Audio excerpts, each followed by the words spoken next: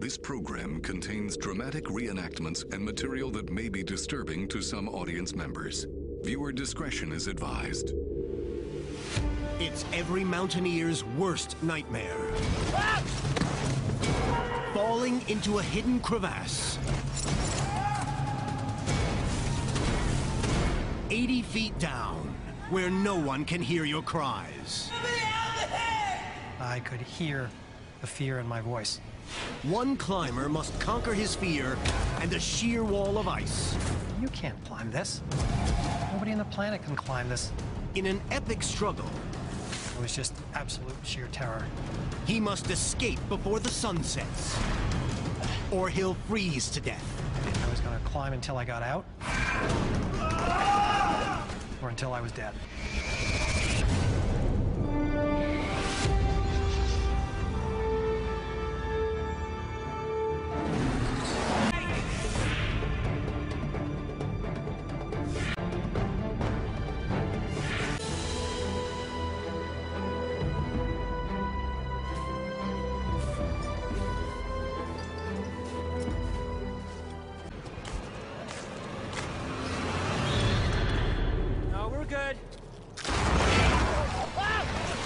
My face smashed up against the snow. And I realized I wasn't going to be able to stop myself. I yelled, "Falling!"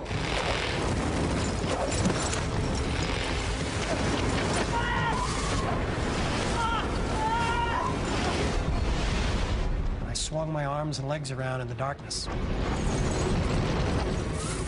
And I realized this is a big crevasse. If Mike can't get a grip in the slushy snow, then nothing can stop them both plunging to their deaths.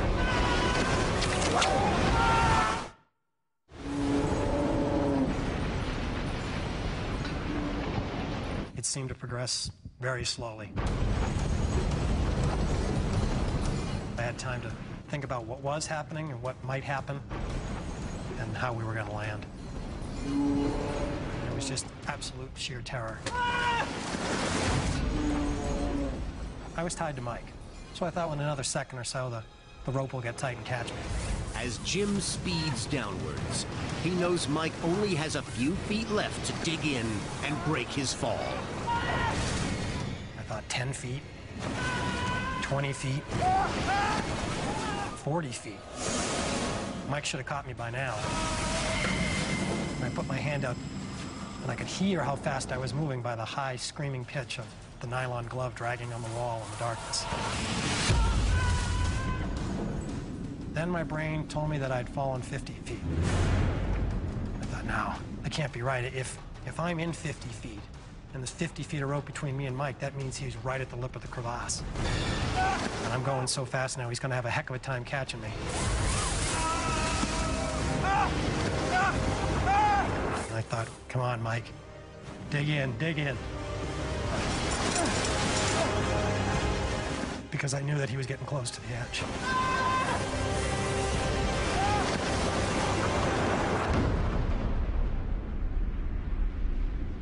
I felt the rope jerk once and then go slack.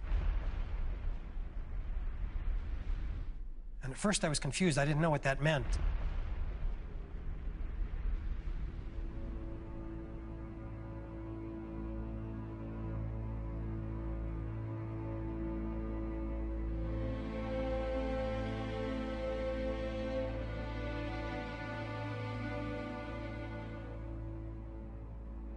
It was a sense of helplessness and sort of a soft sense of sadness, like, well, now there's literally nothing we can do.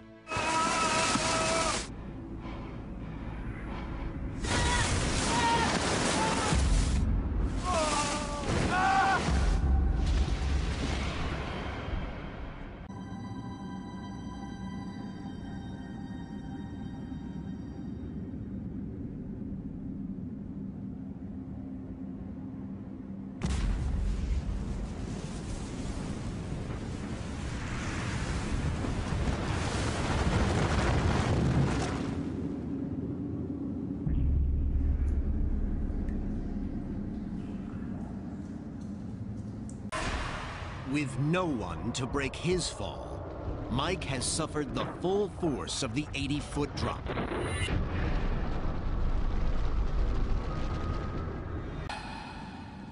I heard Mike exhale once, and then he didn't inhale. And I thought, no.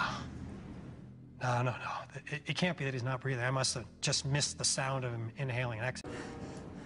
Jim is alone, trapped 80 feet down a colossal crevasse. And without his climbing partner, his chances of escape have gone.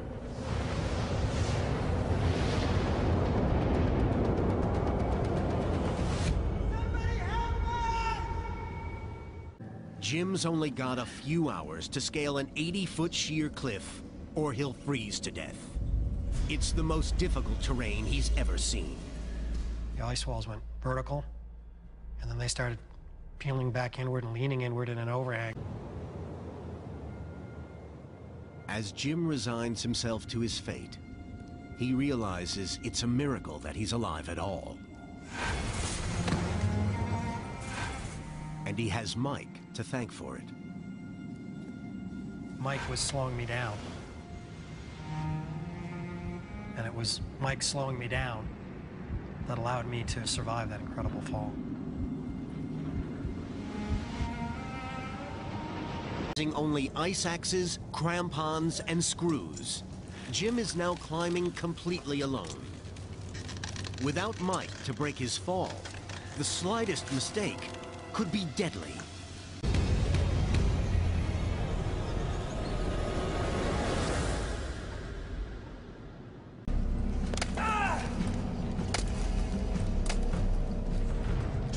And when I started fiddling with the gear, I had one hand off my ice axe.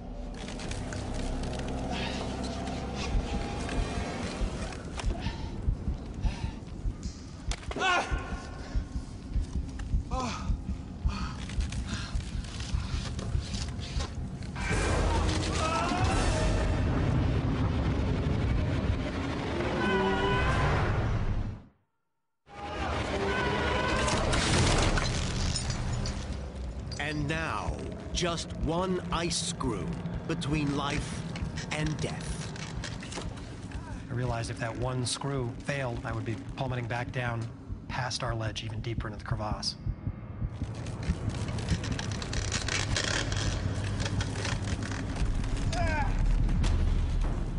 And I was kind of shook up and panted and kind of got myself recollected. But the ice screw had held like it was supposed to.